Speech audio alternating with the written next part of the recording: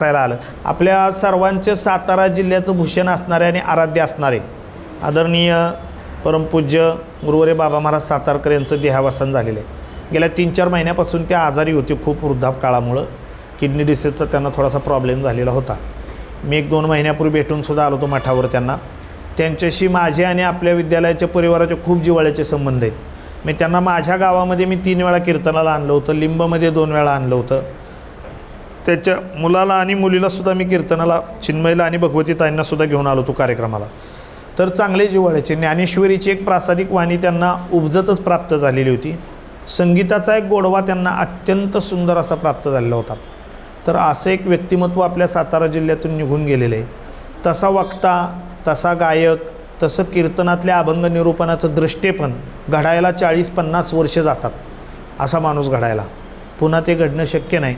पण आज आपण एक 10 मिनिटाची शोकसभा त्यांच्यासाठी या ठिकाणी आपल्या विद्यालयाच्या वतीने घेणार आहोत. आपल्या सातारचे ते होते. बुधवार नाक्यावर दादा महाराज सातारकरांचा मठ आहे जुना. तिथे त्यांच्या पूर्वजांच्या सर्वांच्या समाधी आहेत त्या मठामध्ये. त्यांचा एक चुलत पुतण्या त्या ठिकाणी राहतो आहे घर. तो माझ्याकडे मागं कीर्तन शिकायला येत होता, राधेश्याम गोरे सातारकर म्हणून. तर त्या ठिकाणी आपल्या सातारचे असल्यामुळे आता या शोकसभेसाठी आदरणीय बाबा महाराज सातारकर यांना श्रद्धांजली वाहताना ज्यांना ज्यांना बोलायचं असेल ते 1-2 मिनटं पुढे येऊन बोलू शकतात. चैतन्य, तू बोल पहिला विद्यालयाच्या वतीनं. ये ना.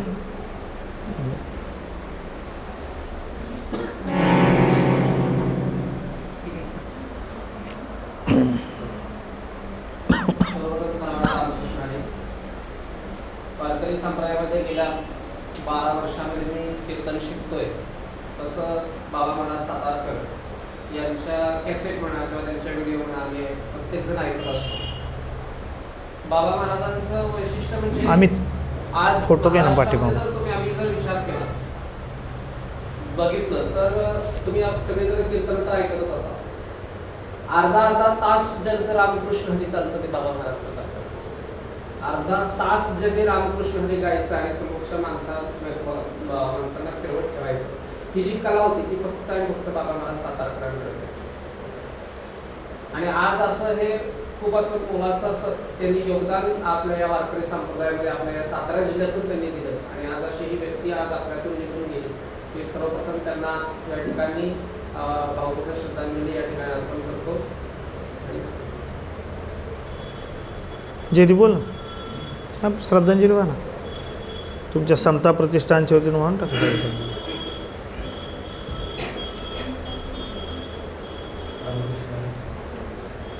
लाईट लाव ना अमित. लाईटी लावायचं असलं तर.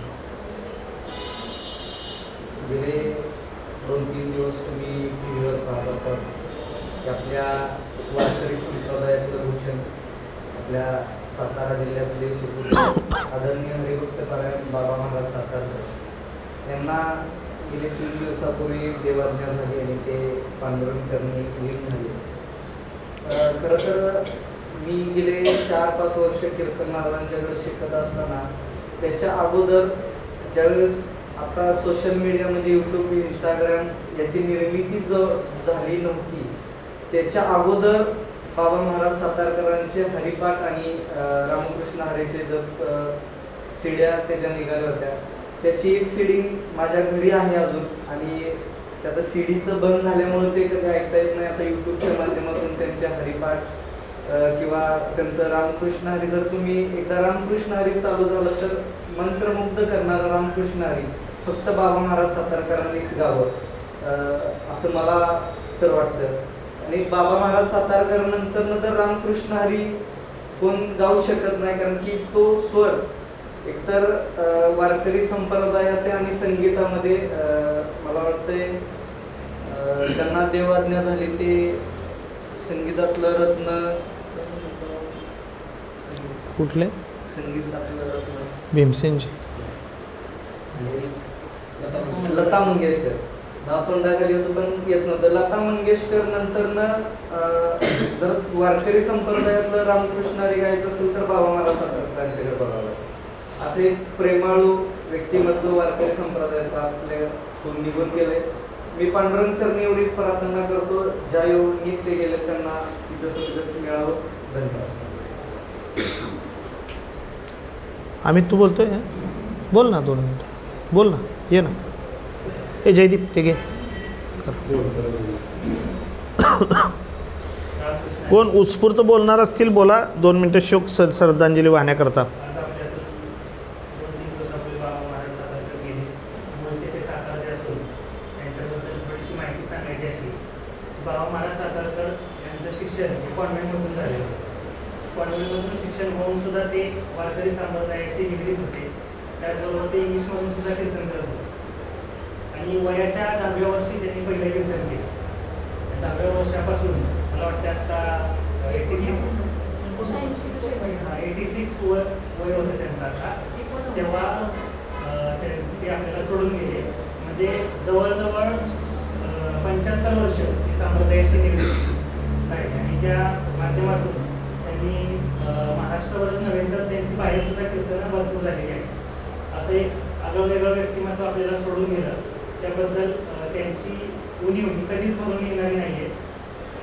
बरेच त्यांच्या गोष्टी सांगण्यासारख्या आहेत, परंतु आमच्या चैतन्याने त्यांनी सांगितल्या तेवढं मी बोलतो.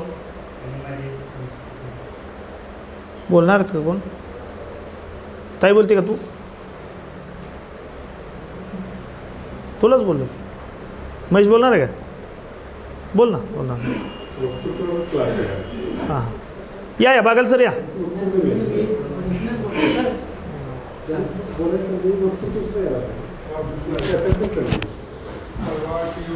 पाहून आपल्या सगळ्यांना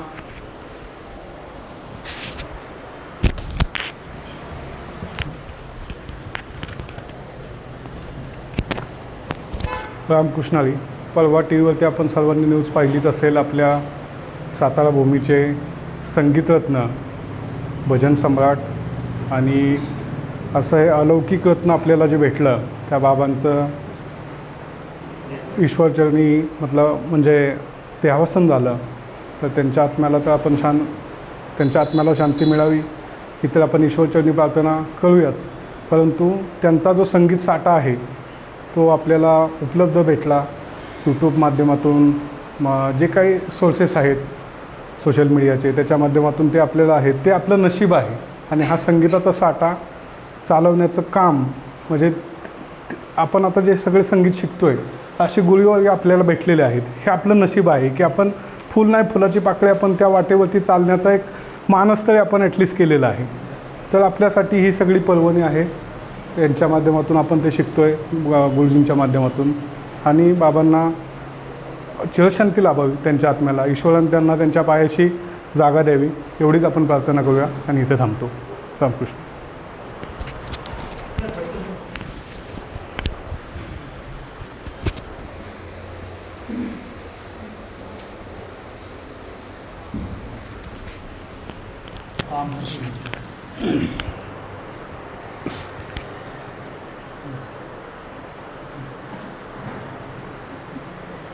परवा माझ्या हातात मोबाईल होता आणि एक शॉर्ट नोट आली, बाबा महाराज सातारकरांचे निधन झाले. मी एकदम शॉकेबल झालो. म्हणजे मला काही समजलं म्हणजे सुचतच नव्हतं. एक ते कीर्तनकार म्हणून आपल्या महाराष्ट्रामध्ये चांगलं व्यक्तिमत्व होतं आणि त्यांच्या कीर्तनकारातून जी काही आपल्याला भावना मिळत होती, भाव मिळत होते ते खूप खूप घेण्यासारखे आहेत. त्यांनी आपल्याला खूप मोठा खजिना दिलेला आहे. त्यांच्या चेहऱ्याकडे पाहिलं की त्यांचा चेहरा किती सात्विक आहे, आपल्याला किती समाधान लाभतं. जसं आपण एखाद्या मूर्तीकडे पाहतो आणि आपल्याला जे समाधान लाभतं तसं त्यांच्या चेहऱ्याकडे पाहिलं की मला ते समाधान लाभायचं. सर्वांनाच लाभत असेल निश्चितच, तेवढी त्यांच्याकडे ती सात्विकता होती. असं नेतृत्व आपल्यातनं जाणं हे फार मोठी दुःखद गोष्ट आहे. कारण आत्ताच्या ह्या चालू पिढीमध्ये अशी सात्विकता असणारी व्यक्ती भेटणं फार दुर्मिळ असते. तर त्यांच्या दुःखद निधनाबद्दल आपल्याला फार मोठा म्हणजे आपल्या जीवनामध्ये फार मोठी खंत आहे, ही कधीच भरून निघणार नाही.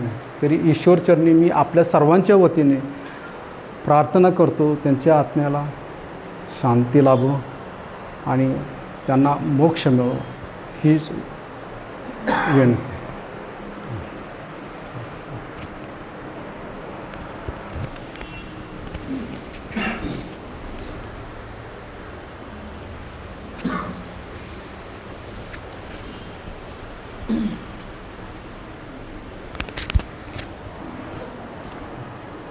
रामकृष्ण हरी. 4 दिवसापूर्वी आपल्या सातारचे भूषण असणारे वारकरी संप्रदायातले बाबा महाराज सातारकरांचे निधन झालं आणि त्याची आम्हाला एकदम म्हणजे मला स्वतःला तर शॉक बसला. कारण दरवर्षी दगडूशेठ हलवाई गणपती याच्यामध्ये मंडळामध्ये त्यांचं कीर्तन मी महिनाभर ऐकायचो. जवळजवळ 35 वर्ष त्यांनी दगडूशेठ महामंडळ आपल्या मंडळाची सेवा केलेली. त्यामुळं 2 ते 3 तास जवळजवळ दगडूशेठ हलवाई गणपतीच्या मंडळामध्ये गणेश क्रीडा मंदिरामध्ये ते कीर्तन करत असते. त्यांची गायनकला आणि वारकरी संप्रदायामधली हे जे वाखाणण्यासारखी होती आणि त्यांच्या आत्म्यास चिरशांती लाभो एवढी देवाजवळ प्रार्थना करतो आणि माझे भाषण संपवतो.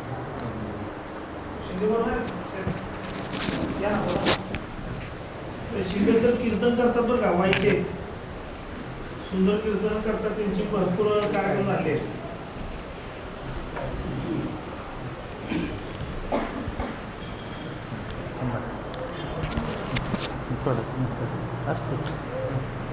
रामकृष्ण हरी. खरं तर परवा असंच जसं फडतरे सर म्हणले की टी व्हीवरती न्यूज आली की बाबा महाराज सातारकर गेले. खरंच शॉकिंग न्यूज होती, कारण ते आजारी होते, कोणाला माहीत नव्हतं बरंचसं बाहेर. आणि ही शॉकिंग न्यूज होती. एक 7-8 महिन्यापूर्वी त्यांच्या पत्नीचं निधन झालं. त्यानंतरही ते वारीला होते, ते पंढरपूरच्या याच्यामध्ये आले होते ते, त्यामुळे ते आहेत, फिरतायत एवढं माहीत होतं.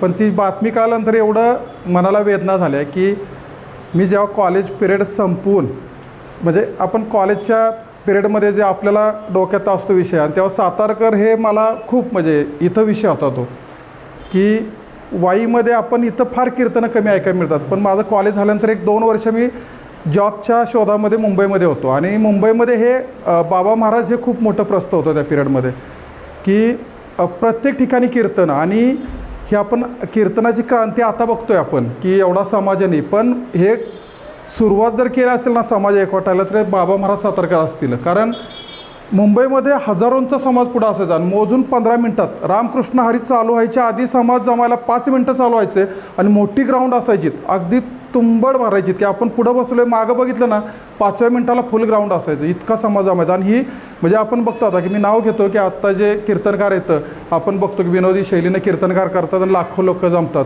पण ही लाखो लोक जमवण्याची कला होती ती सुरुवातीला केली असेल ना, की कीर्तनातली क्रांती असेल ती बाबा महाराजांना केली असेल. आणि कदाचित मी इकडे येण्याचं जे हे असेल ना ते कदाचित बाबा महाराज सातारकर असतील की मी इकडे यावं. एवढी कीर्तन मी ऐकली ना, कुठंही मुंबईमध्ये कुठेही असेल कीर्तन तर मी जायचंच तिथे, कधीही कुठेही असेल वेळ काढून जायचो. आणि त्यानंतर वाईमध्ये आलो, वाईमध्ये खूप कमी ऐकायला मिळाली कीर्तनं. पण त्यांचं रामकृष्ण हरी अर्धा तासाचा मंत्र आहे ना, तो म्हणजे डोलायलाच लावायचा. अगदी सुरुवात खालून व्हायची आणि तो वर शेवटी आहे ना तो थांबायचा ना तिथं की तो थांबूच नाही वाटायचं इथपर्यंत त्यांचं. आणि खरंच म्हणजे ते गेले हे देहाने गेले असतील, पण त्यांचं संगीत हे आणि कीर्तनाचं जे नॉलेज आहे किंवा त्यांना जो मागं खजिना ठेवला आहे ना तो आपल्यासाठी म्हणजे न संपणारा खजिना आहे. आणि त्यामुळं खरंच तो इथं विषय आणि गेले हा विषय ते त्यांच्यासाठी असेल, आपल्यासाठी नसेल. तो बाबा महाराज आपल्याला कायम आपल्या हृदयात राहतील आणि ते ऐकायला मिळतील. आणि आपल्या साताऱ्याचं वैभव होतं ते, त्यामुळं अजून एक जवळचा तो विषय आहे तो आपल्या. त्यामुळं त्यांना एक भावपूर्ण श्रद्धांजली. आणि खरं इथं मला संधी दिली ज्ञानानंद यांना यांना त्याचं मी आभार मानतो की कुठंतरी हा विषय होता, बाहेर पडणं गरजेचं होतं आणि तो या मार्गे बाहेर पडला. त्यामुळं मी माझ्या कुटुंबियाच्या वतीनं आणि माझ्या सर्व मित्रमंडळी आणि ज्ञानानंदांच्या वतीनं त्यांना भावपूर्ण श्रद्धांजली देतो. रामकृष्ण हरी.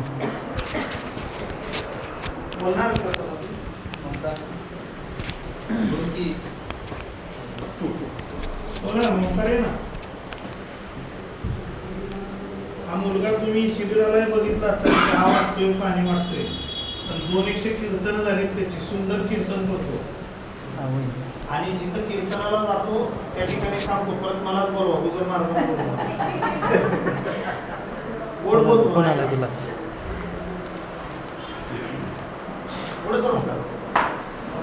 रामकृष्ण हरी. गेले दिगंबर ईश्वर विभूती आणि राहिल्या त्या कीर्ती जगामागे. या ठिकाणी तुकोबरायांची एक उक्ती आहे. गेले दिगंबर बाबा महाराज सातारकरांचं जे त्यांचं वैभव होतं ना ते खूप मोठं होतं. परवा दिवशी ज्या वेळेला त्यांचं निधन झालं त्या दिवशी दुपारी स्वतः पंतप्रधान नरेंद्र मोदींनी त्यांना भावपूर्ण श्रद्धांजली वाहिली. मग ह्या गोष्टीहून आपण विचार करू शकतो की बाबा महाराज सातारकरांचं जे वैभव होतं तेवढं ते किती मोठं होतं आणि त्यांनी या वारकरी संप्रदायासाठी किती वेळ खर्ची घातला असेल, त्यावेळेला त्यांना हे वैभव मिळालं असेल.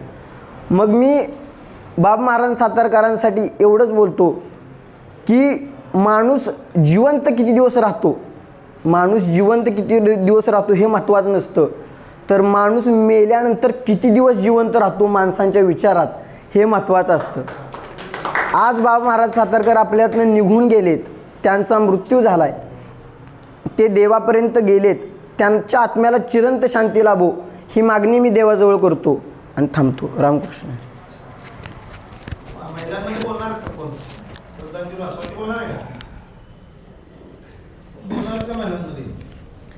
बाकी कोण अजून बोलणार आहे इकडे? बसून बोललं पाहिजे, कारण थोडंसं स्टेज डेअरिंग सुद्धा आपलं वाटतं. आपलीच मुलं आहेत, काय नाही टेन्शन.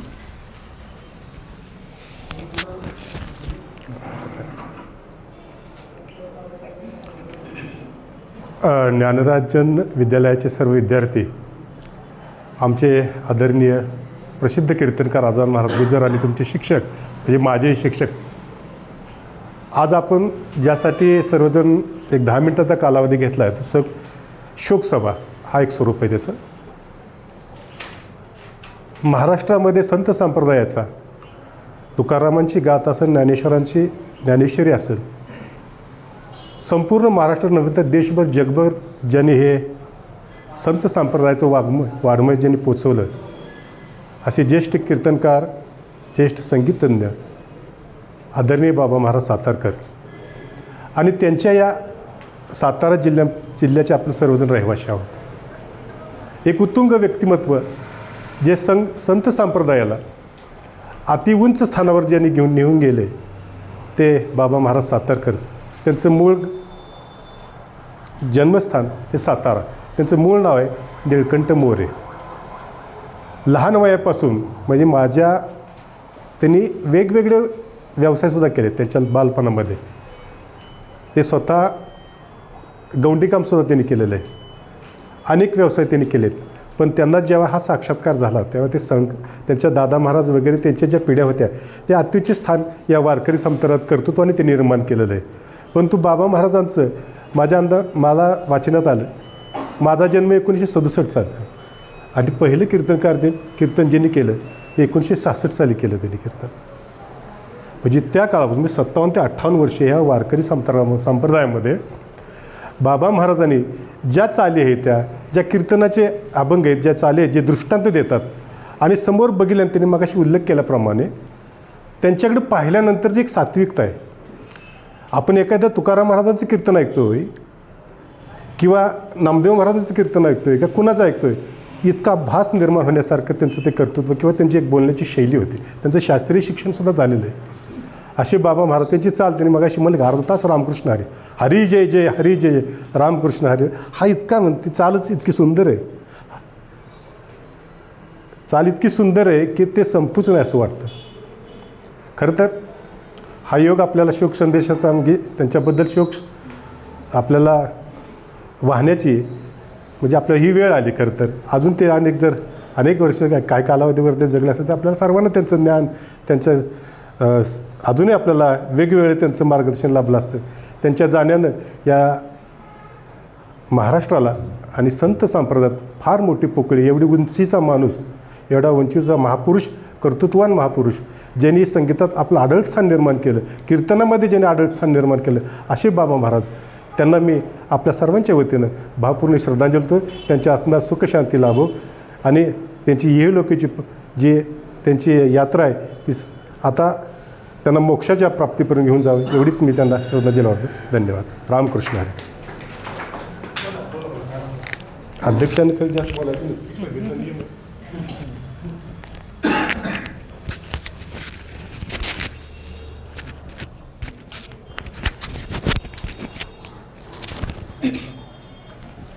नमस्कार आणि रामकृष्ण हरी. आज 29 ऑक्टोबर 2023 ज्ञानांजन संगीत विद्यालय सातारा याचे सर्व असणारे आदरणीय गुजर सर, त्याचबरोबर आजच्या शोकसभेसाठी अध्यक्ष म्हणून नियोजित केलेले आदरणीय नारायण सर, या दोघांनाही सादर प्रणाम. आणि इथं उपस्थित असणारे हे सर्वच विद्यार्थी नाही म्हणता येणार, माझ्यासाठी सगळे गुरुस्थानी असणारे. कारण सर जसं सांगतात की कुणी याआधी 10 वर्ष कीर्तन करतं आहे, कुणी 5 वर्ष करतं आहे, कुणी आत्ता कीर्तनासाठी इथं आलं आहे. अगदी 0 वयोगटातून ते अगदी 70 वयोगटातनं असणाऱ्या सगळा विद्यार्थी समुदाय इथं आहे. खरं तर मला खूप असं काय म्हणतात त्याला टेन्शन फ्री वाटलं पहिल्याच दिवशी, कारण सर रागवत नाहीत. कारण मी शिक्षिका आहे, वर्ग म्हटलं की राग आला आणि आपल्या म्हणण्यासारख्या गोष्टी झाल्या नाहीत की रागवणार, मग आपलं काही चुकलं तर रागवतील का ही भीती मला आधीच होती. आणि ती माझी भीती पहिल्याच क्लासमध्ये म्हणजे गेल्या रविवारी गेली.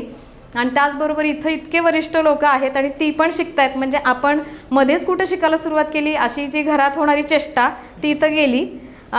तरी पण आता विषयाला महत्त्वाच्या सांगते की आज आपण या शोकसभेकरिता इथं जमलेलो आहोत. आणि त्याविषयी सांगायचं तर माझे सासू सासरे त्या दोघांनीही ज्यांच्याकडनं दीक्षा घेतली किंवा नाम घेतलं ते आदरणीय सातारभूषण आदरणीय परमपूज्य सातारकर बाबासाहेब बाबा महाराज सातारकर यांचं शुक्रवारी 26 ऑक्टोबरला देहावसन झालं आणि त्यांनी आपला देह ठेवला. याबद्दल आपल्या सर्वांना खंत वाटतीच आहे, परंतु माझा भाग असा झाला की मी त्यांना लहानपणापासून ऐकत गेले. जसं आम्ही मोठे झालो आणि ज्या वारकरी संप्रदायातला वारसा असणारं माझं कुटुंब, त्यामुळं घरात कीर्तन भजन आणि नाम हे ऐकतच लहानाची मोठी मी झाले. तर तेव्हा जास्तीत जास्त कोणाला ऐकलं तर यांना आणि लता दिदींना ऐकले.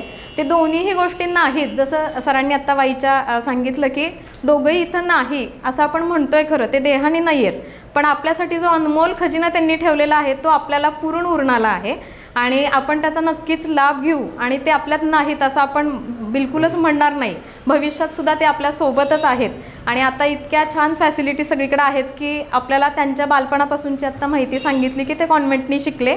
मी सुद्धा ऐकलं होतं तर मला धक्का बसला की 10वीपर्यंत इंग्रजी माध्यमातून शिक्षण होऊन अनेक वेगवेगळे व्यवसाय करून कीर्तनाकडं इतकं योगदान त्यांनी दिलं की आपल्याला थक्क करायला होतं. त्यांचं जर रामकृष्ण हरी ऐकलं तर आपलं मन आपलं डोलतं आणि आपल्याला खरोखर विचार बाजूला सगळे जातात आणि आपण खूप चैतन्य आपल्यात निर्माण होतं. असं व्यक्तिमत्व हरपलं आणि त्यांना आपल्या ज्ञानांजन संगीत विद्यालय आपण सर्व आणि माझ्याकडून मी श्रद्धांजली वाहते आणि थांबते. धन्यवाद. रामकृष्ण हरी.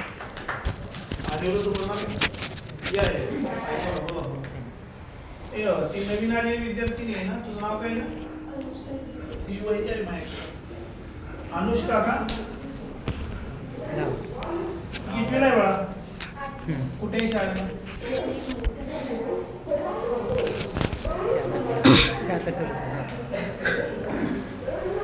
बाबा महाराज सातारकर कीर्तनाचे महामेरू.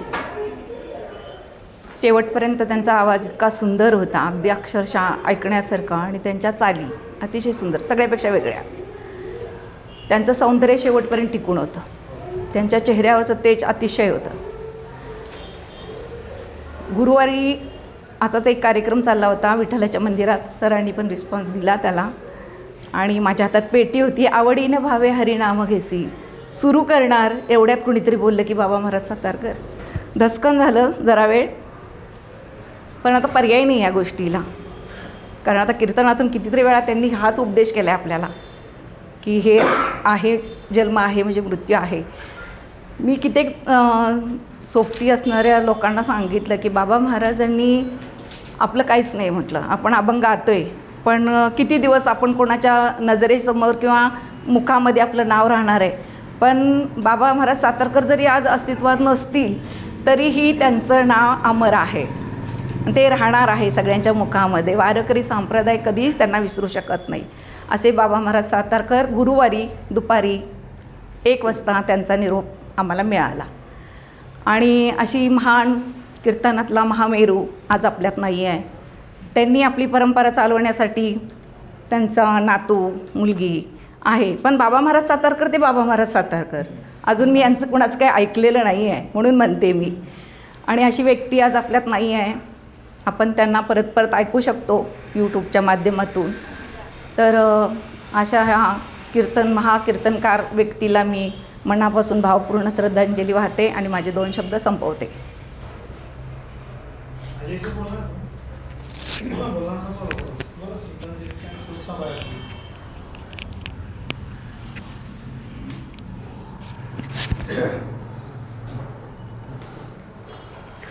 सर्वप्रथम सर्वांना नमस्कार आणि रामकृष्ण हरी. आता सर्वच जण बोललेत.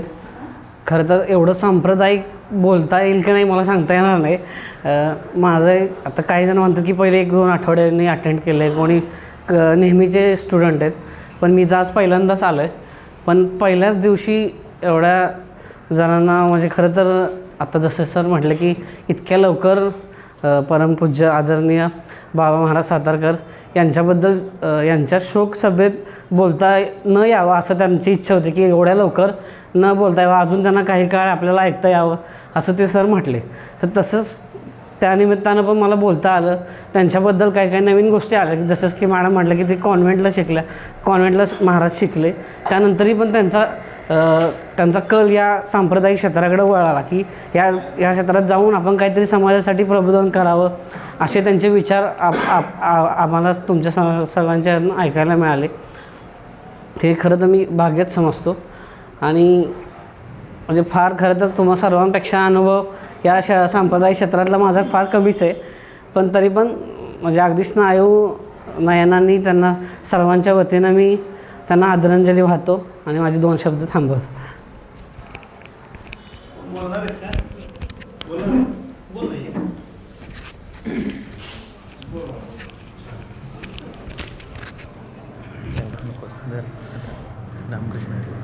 रामकृष्ण हरी. मी फक्त 2च मिनटं बोलणार आहे, ते तुम्ही शांततेने ऐकून घ्यावे अशी माझी नम्र विनंती. आपण वृक्ष लावतो पण आपल्याला त्या वृक्षाची तेवढीच काळजी घ्यायला लागते, त्याला पाणी घालावं लागतं, त्याला उन्हात ठेवावं लागतं. तसंच बाबा महाराज सातारकरांनी वारकरी संप्रदायाचं वृक्ष पेरलं आणि ते वृक्ष मोठं केलं आणि आपल्याला एवढंच काम करायचे. आज दुर्दैव आहे महाराज आपलं की त्या वृक्षालाच पाणी घालणारच आज आपल्या दुर्दैवानं निघून गेला, त्या वृक्षाला पाणी घालणारच निघून गेला. आपल्याला फक्त एवढंच काम करायचे की त्या वृक्षाला पाणी घालत जायचं आहे. रामकृष्ण हरी.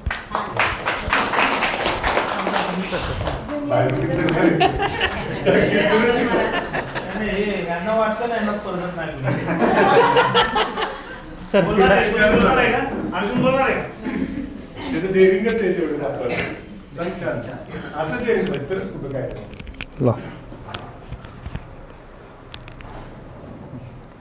थोडे 1-2 फोटो बी घ्या रे पाठीमागून. रामकृष्ण हरी. आज या ठिकाणी आपल्या ज्ञानांजन संगीत विद्यालय आणि ज्ञानांजन कीर्तन विद्यालय या आपल्या परिवाराच्या वतीने आपण या ठिकाणी शोकसभेचं आयोजन केलेलं आहे. खरं तर सभा अनेक असतात आणि सभांना माणसं आनंदानं जात असतात. राजकारण्यांच्या सभेला काही पैसे ठरवलेले असतात, जेवणावेळी असतात, त्या आनंदानं लोक जातात. काही लोक त्या महत्त्वाकांक्षेनं जातात. काही सभा ह्या नाचगाण्याच्या सभा असतात, काही सभा नाटकाच्या रंगभूमीवरच्या सभा असतात. पण शोकसभा आणि शोकसभेला बोलण्याची वेळच येऊ नये असं वाटणार माणूस मी. का तसं वाटतं तर आपल्याला अत्यंत प्रिय असणारं एखादं व्यक्तिमत्व निघून जावं अशी आपली इच्छा कधी नसते. सातारचा एक आवाज जसं जगासाठी लता दिदी होत्या तसं सातारा आणि महाराष्ट्रासाठी बाबा महाराज सातारकरांचा आवाज होता. आदरणीय नारायण महाराजांनी मगाशी सांगितलं हरी जय जय, त्यांची ती लयच अशी होती, हरी जय जय हरी जय. मग ते एका लयीत इतका वेळ चालू राहायचं की श्रोते अगदी डुंबून जायचे. त्यांच्या आजोबा परमपूज्य सद्गुरू दादा महाराज सातारकर आणि 135 वर्षाची परंपरा वारकरी संप्रदायाची त्यांच्या घरात. बाबा महाराज सातारकरांचं एक वैशिष्ट्य होतं, एक झी टॉकीजला त्यांची मुलाखत झाली मधल्या काळामध्ये. तर त्यांना पत्रकारानं प्रश्न विचारला, तुमची वारी किती वर्ष झाली? त्यावेळी त्यांनी सांगितलं माझी 87 वर्ष वारी झाली. 3 वर्षापूर्वीचा काहीतरी प्रसंग आहे. तर त्यानं विचारलं तुमचं वय 86 आहे, वारी 87 वर्ष कसं? म्हणजे मी आईच्या पोटात असताना आईनं वारी केली, ती एक वारी. दुसरा प्रश्न पत्रकारानं म्हणजे कोरोनामुळं 2 वर्ष वारी झाली नाही, मग तुम्हाला असं वाटत नाही का 87वर वारी केली, मग तुमची वारी 2 वर्ष चुकली. त्यावेळी बाबा महाराज सातारकर धाडसानं म्हणाले की माझी नाही चुकली, पांडुरंगाची चुकली. वारी कोणाची चुकली? वाट पाहे उभा भेटीची आवडी, कुपारू तातडी उतारली. लहान वयापासूनच 10व्या वर्षापासून कीर्तन, खासाहेबांकडे त्यांचं असणारं संगीताचं, शास्त्रीय संगीताचं शिक्षण, त्यांचा आवाज आणि ते गाणं शिक्षणामुळे होतं बरं का. त्यांनी गाणं शिकलं होतं, घराणा गाणं शिकलं होतं त्यांनी. जे घराणा गाणं आपल्या विद्यालयात आपण स्वरांचे स्वभाव वगैरे पाहतोय ना, ते गाणं ओंकाराची रस, ते घराणा गाणं त्यांनी शिकलेलं होतं. आणि म्हणून त्यांच्या गाण्याला एक प्रकारचा गोडवा होता आणि जिभेवर रसवंती होती. त्यांनी सुरुवातीच्या काळामध्ये फर्निचरचा व्यवसाय केला. सातारा हे त्यांचं जन्मगाव आहे आणि सातारामध्ये जुना त्यांचा मठ वगैरे आहे या ठिकाणी. पण दादा महाराज सातारकरवाडी मुंबईला आहे. म्हणजे असं म्हणतात की काही माणसं जन्माला येताना सोन्याचा चमचा घेऊन जन्माला येतात. मूळचीच श्रीमंती, ऐश्वर होतं त्यांच्या ठिकाणी. सद्गुरू दादा महाराज सातारकरजी त्यांचे आजोबा होते. त्यांचे जे शिष्य होते ते मोठे मोठे राजे लोक त्यांच्याकडे शिष्य असल्यामुळे त्यांच्याकडं जशी अर्थार्जनाची श्रीमंती होती तशीच लौकिकाची, प्रसिद्धीची श्रीमंती होती. आणि या दोन्ही गोष्टी असतानासुद्धा या दोन्ही गोष्टींचा बाज त्यांनी फक्त परमार्थासाठीच उपयोगात आणला, बाकी कोणत्या उपयोगासाठी त्यांनी आणला नाही. एक पारमार्थिक वैभव त्यांना लहानपणापासून प्राप्त झालं. बाबा महाराज सातारकर आयुष्यभर त्यांनी परमार्थ ऐश्वर्यानं भोगला, पण त्यांच्या जीवनाला सुद्धा काही दुःखाच्या किनार होत्या. मी ज्यावेळी त्यांना भेटायला मठामध्ये जायचो, मला बसवून घ्यायचे. गुजर महाराज आलेत, त्यांना आनंद व्हायचा की मी ज्ञानेश्वरी सांगतो कीर्तनात, आणि त्यांना ते आवडायचं खूप. खरं मी ज्ञानेश्वरीच्या बाबतीत त्यांना गुरु मानतो. ज्ञानेश्वरीची ओवी सांगण्याची एक पद्धत महाराजांनी रूढ केली, आणि महाराजांनी रूढ केलेली पद्धत क्वचितच कोणी वापरतं किंवा ती जमते प्रत्येकाला असं नाही. त्या पद्धतीने आणि बसवून घ्यायचो, आम्ही गप्पा मारायचो. दुधीवऱ्याला त्यांनी 22 कोटीचं मंदिर बांधलं. संत कृपा झाली, इमारत फळा आली. ज्ञानदेवे रचिला पाया, उभारले देवालया. जनार्दने एकनाथ खांब दिला भागवत, तुका झाला से कळस, भजन करा सावकाश. बहिणी म्हणे फडकली ध्वजा, निरूपण केले ओजा. हा संत मालिकेचा अभंग आहे बहिणाबाईंचा, की वारकरी संप्रदायाची परंपरा त्यांनी सांगितली की ही इमारत कशी उभी राहिली वारकरी संप्रदायाची. तर महाराज म्हणले ज्ञानदेवे रचिला पाया, बहिणाबाई सांग. ज्ञानदेवांनी पाया रचला. जनार्दन म्हणजे संत एकनाथ महाराज, त्यांचे गुरु जनार्दन महाराज. ज्ञानोबरायांनी एकनाथ महाराज आपल्या गुरुचं नाव अभंगाच्या शेवटी अगोदर लावायचे आणि नंतर स्वतःचं. तर एकनाथ महाराज खांब झाले म्हणून जनार्दन एकनाथ खांब दिला भागवत. तुकोबराय कळस झाले, तुका झालासे कळस. आणि बहिणाबाईंनी ही ध्वजा लावली, बहिणी म्हणे फडकली ध्वजा. या अभंगाप्रमाणे दुधीवर आहेत. म्हणजे लोणावळ्यातून आत एक 20 किलोमीटर जंगलात ते बोगद्यातून जावं लागतं. इतकं सुंदर त्यांनी तिथं बांधलं. 2008 साली मी तिथं गेलो होतो, त्यांची तारीख गावी घ्यायची होती, त्यांनी कार्यक्रमाला बोलवलं होतं. तर खाली पायथ्याला ज्ञानोबरायांची मूर्ती, त्या अभंगाप्रमाणे त्यांनी मंदिर बांधलं. खांबामध्ये एकनाथ महाराजांची मध्ये मूर्ती, त्याच्यावर 5 टन वजनाची तुकोबरायांची मूर्ती होती. म्हणजे अमिताभ बच्चन त्या कार्यक्रमाला आले होते त्या अनावरण प्रसंगी. ती क्रेननं वर नेताना त्यांची 3 दिवस गेली. 5 टन वजनाची मूर्ती आणि वरती बहिणाबाईची ध्वजा. असं त्यांनी ते मंदिर बांधलेलं आहे. एखादं पर्यटन स्थळसुद्धा ते होऊ शकतं अशा पद्धतीचं. जंगलात इतकं नयनरम्य, इतके शांत. वर्षातून एकदा त्यांचा सगळा शिष्यवर्गाचा एक मोठा कार्यक्रम, आणि त्यावेळेस काल्याच्या कीर्तनाला आम्ही गेलो होतो आणि हजारोंचा समाज होता. मूर्ती बसून 2 दिवस झाले होते आणि कार्यक्रम सुरू होता. आणि बाबा महाराज कीर्तन झाल्यानंतर त्या व्यासपीठावर अर्धा तास रडत होते. मम्मी महाराज, म्हणजे त्यांच्या मंडळींना सगळे मम्मी महाराज म्हणतात. तर ते दोघंही रडत होते, त्यांचे शिष्य रडत होते. आणि त्यावेळी त्यांच्या जीवनाच्या पैलूंचा अभ्यास खऱ्या अर्थाने मी करायला सुरुवात केली. का रडत होते? तर जी त्यांनी मंदिर बांधलेलं आहे त्या वारकरी संप्रदायाच्या अभंगाप्रमाणे, त्या सिस्टीमप्रमाणे, की ज्ञानदेव रचिला पाया, तळामध्ये ज्ञानोबरायांची मूर्ती आहे, पण त्याच्या खाली एक तळघर आहे. आणि त्या तळघरामध्ये त्यांचा स्वतःचा 18 वर्ष वयाचा मुलगा जो मरण पावला, त्याचं नाव चैतन्य, त्या चैतन्याची मूर्ती खाली बसवली. तिथं लिहिलेली तुका म्हणे बळी जीव दिला पायात. 85-86ला बाबा महाराजांचं कीर्तन सुरू होतं मुंबईमध्ये. कीर्तन सुरू असताना त्यांचा मुलगा 18 वर्षाचा मृदंग वाजवायला बसला होता आणि माईकचा आवाज येत नाही. सिस्टीम स्ट्रॉंग असायची त्यांच्या याला. आणि त्यांनी तो वायरला हात लावला, त्यांना हलवायला, आवाज का बंद झाला आणि त्याला जागेवर शॉक बसला आणि चालू कीर्तनात त्यांचा मुलगा मरण पावला. तिथे काय दुःख असेल मला सांगा बरं. काळा ठिकर पडला चालू कीर्तनात. डॉक्टर आले 5-10 मिनटात, ते चेक केलं. बाबा महाराजांनी सांगितलं रडू नका, वस्त्र टाका अंगावर, उचलू नका. कीर्तन माझं निम्म झालेलं, माझं कीर्तन पूर्ण, ज्याचा होता त्याने नेला, मला कीर्तन पूर्ण करूया. पण ते बसले खाली आणि त्या दिवशी त्यांनी ठरवलं की देवानं मला कीर्तनामध्ये आज बसवलं आहे, तर इथून पुढं मी बसून कीर्तन करणार. म्हणजे काही काळानं त्यांच्यावरती टीका व्हायची बसून कीर्तन, पण त्यांचं ते गणित, ते म्हणले मला देवानं बसवलं आहे, माझा मुलगा चालता बोलता का देवानं मला बसवलं, आता बसून.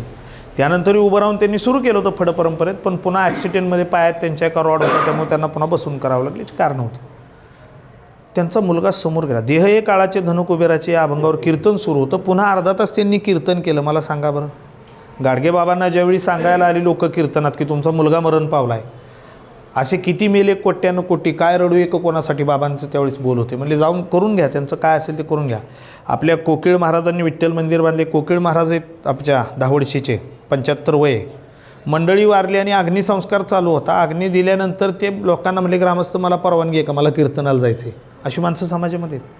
बाबा महाराज सातारकरांनी जे तप केलं, जी साधना केली, जे ध्यान केलं, जी धारणा केली, जो बीजमंत्र वारकरी संप्रदायाचा त्यांनी रुजवला, तो बीजमंत्र आजही त्यांच्या आवाजात ऐकल्यानंतर अंगावर काटा येतो, अंगावर स्फुरण.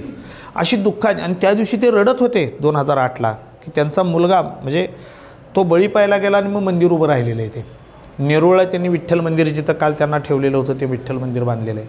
पण त्यांच्या कन्येनं परवा बाईट दिली खूप छान की बाबांनी नुसती हीच मंदिर बांधली नाही, तर लोकांच्या मनात त्यांनी मंदिरं बांधली बाबा महाराजांनी.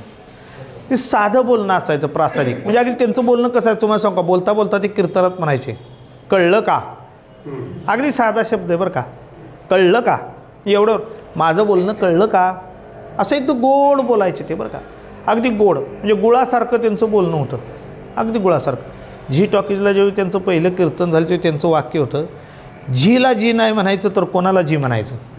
म्हणजे अशा शब्दांच्या कोट्या करणारे बाबा महाराज होते.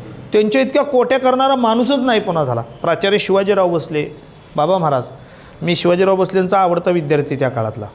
अशी माणसं की ज्यांनी शब्दांच्या कोट्या केल्याने. शिवाजीराव भोसलेंनी मला सांगितलं होतं, गुजर तू एक कर, तुला 5,000 सुविचार घरी देतो मी. राज्यस्तरावर त्यांनी माझं भाषण ऐकलं, घरी बोलवलं होतं सुविचार घ्यायला.